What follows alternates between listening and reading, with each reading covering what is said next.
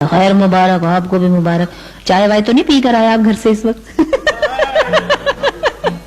اچھا بہرحال رجب علی، آپ نے آتے ہی 1 2 3 4 5 گانے ایسے گائے کہ جو بہت ہٹ ہو گئے، بہت زیادہ. اتنی جلدی میڈم نور جہاں کے ساتھ ہی گانا گا لیا، آپ کو کیسا محسوس ہوا تھا؟ بشرا جی، وہ میری ایک خوش نصیبی تھی کہ میں نے میڈم نور جان جی کے ساتھ پہلا گانا گایا 1970 میں، اور وہ پہلا ہی گانا سپر ہٹ ہوا. اور کیونکہ میرا ایک اپنا انداز تھا، دنیا نے پسند کیا، پیار کیا لوگوں نے. سب یہ جتنے بھی آرٹسٹ ہیں، مطلب بچپن سے نزلہ رہتا تھا؟ نہیں، آواز کی کوالٹی جو ہوتی ہے، نیزل وائس ہوتی ہے، وہ قدرتی ہوتی ہے، کوئی بنائی نہیں جاتی. تو نیچرل نیزل ٹون ہے میرے گانے کا. بہت شکریہ، آپ سے بات کر کے بہت اچھا لگا. Thank you very much. Parvez Mehdi صاحب، آپ جب اس کام میں، اس فیلڈ میں انٹر ہوئے تو آپ ایک بہت بڑے نام کے ساتھ انٹر ہوئے، جس کی شناخت بہرحال اس وقت بھی پوری دنیا میں تھی. اور اس اتنے بڑے نام کے ساتھ انٹر ہونا کسی فیلڈ میں بہت جرأت کی بات ہے اور بہت بڑا چیلنج تھا آپ کے لیے. آپ کو کیسے لوگوں نے اس وقت ریسیو کیا؟ آپ کو کیسا رسپانس ملا؟ اتنا لکی تھا میں کہ جتنے اساتذہ تھے جو ہمارے بڑے اس وقت، وہ مجھے بہت پیار ان کا ملا. وہ مجھے پیار کرتے تھے، ان کے قریب رہنے کا مجھے موقع ملا. یعنی استاد سلامت علی خان صاحب، مانت علی خان صاحب، استاد شریف خان صاحب پونچھ والے، اور فریدہ خانم جی. یہ ایک ماحول تھا. آپ یہ بتائیے، اب تو مہدی صاحب بہت گھومتے رہتے ہیں، باہر چلے جاتے ہیں، کم یہاں ان کا رہنا ہوتا ہے، لیکن آپ کو کبھی یہ فیلنگ ہوئی کہ آپ ان کے سب سے لاڈلے شاگرد ہیں؟ یہ واقعی میری خوش قسمتی ہے. مجھے نام بھی انہوں نے عطا کیا. میرا نام پرویز اختر ہوتا تھا، آپ کو شاید یاد ہے. Thank you very much Parvez Mehdi صاحب، آپ کا بہت شکریہ. خواتین و حضرات، کیا کیا رول کیے جو آج بھی یادوں میں نقش ہیں. شفیع محمد شاہ، آپ کیوں تالی بجا رہے ہیں بھائی؟ میں آپ کی بات پہ تالی بجا رہا ہوں. اچھا، کیا حال چال ہے؟ بالکل ٹھیک. 33 سال میں کیا تبدیلی آئی آپ میں اور ٹیلی ویژن میں؟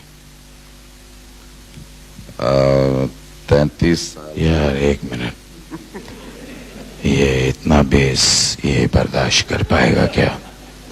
بولو شفیع. شروع میں اچھا کام نہیں کرتے تھے، اس کے بعد اوریجنل آواز میں شفیع. جیسے میں جب گھر جاتا ہوں، ابھی دیکھیں میں کیمرہ کا، میں جھوٹ نہیں بول رہا. ابھی یہ آرٹسٹوں کی وہ، اب کیمرہ آن ہوا، شفیع محمد صاحب کچھ فرق بتائیں گے؟ جب میں ٹیلی ویژن شروع ہوا، اب گھر جائیں آواز دے، شفیع ہاں آنا، اوپر آنا.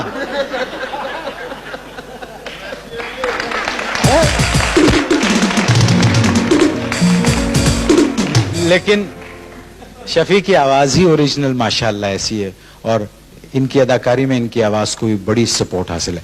وی come back to the serious question کہ ان 33 سالوں میں آپ میں اور ٹیلی ویژن میں کیا تبدیلی آئی؟ ٹیلی ویژن کا ڈرامہ پہلے سے ذرا کمزور ہوا ہے. ہاں، پہلے بہت مضبوط تھا.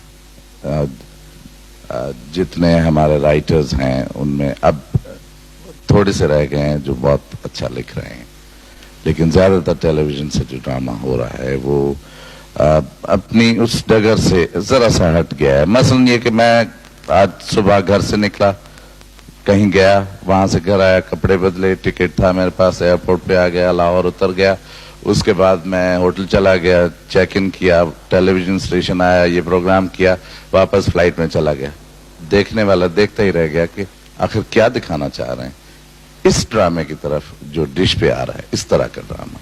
اگر یہاں یہ دکھا دیتے کہ میں نے 2 منٹ اشفاق صاحب سے یا ڈاکٹر انور سجاد صاحب سے کوئی بات کی اور اس بات میں کوئی رنگ تھا، تو اس پورے 25 منٹ کے ڈرامے میں وہ 2 منٹ لوگوں کو یاد رہ جائیں گے کہ ہاں واہ واہ کیا اچھی بات ہوئی.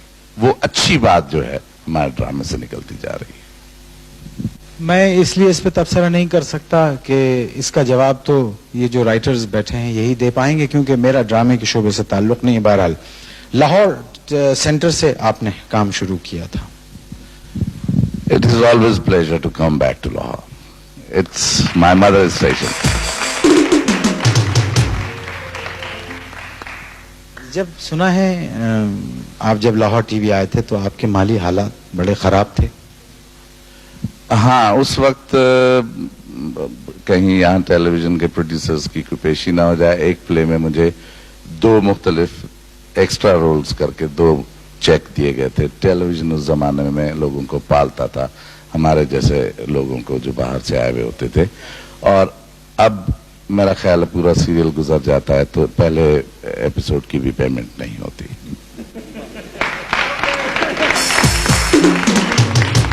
बखुदा झूठ नहीं बोल रहा हूँ। काफी गंभीर बात हो गई है। मैं बात हाथों से निकल तो हाँ, नहीं निकल गई है हाथों से बात। खैर, हाँ, इतने साल हो गए, जरा पैर इधर करेंगे प्लीज। Thank you. और सुनाइए, क्या हाल चाल है? घर में सब खैर खैरियत है? आपको मेरा शुक्रगुजार होना चाहिए कि मैंने आपके ऑपरेशन से पहले आपको 28,000 रुपए दिए थे। उनमें से इलाज आपका सही हुआ। मुझे आज तुम्हें इतना सेहतमंद देखे हुए खुशी हो रही है। मुझे इस बात का आज भी दुख है और कि मेरी पेमेंट 35 बनती थी, बाकी तुम रख लिया तुमने। हमने जब टेलीविजन पे ड्रामा देखना शुरू किया और जब ड्रामे ने जैसे जैसे आपके दिलों में अपनी जगह बनाई, तो जिन चंद फनकारों ने उसमें जिनका नाम नुमाया है, उसमें से एक फनकारा इस वक्त हमारे पास मौजूद है, जिसके लिए हमेशा 20-25 साल से 30 साल से जब से ड्रामा हो रहा है, हर फनकारा कहती है, नई आने वाली या कुछ पहले आने वाली, कि मैं उसकी फॉलोअर्स में से हूँ। मैं किसकी बात कर रही हूँ? मैं अभी आपको मिलवाती हूँ उस प्यारी सी अदाकारा से, उस सिंपल सी अदाकारा से, उस बहुत टैलेंटेड फनकारा से, रूही बानो।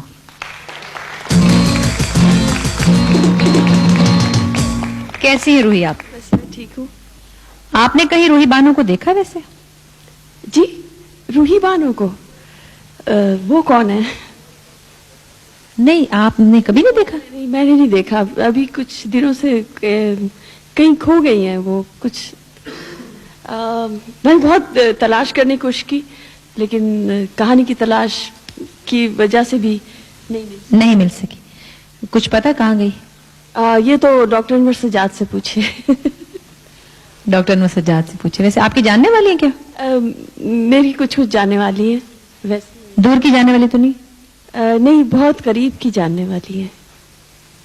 रूही, हम अब आप सबको, आपको इतना मिस करते हैं कि हम आपको बता भी नहीं सकते।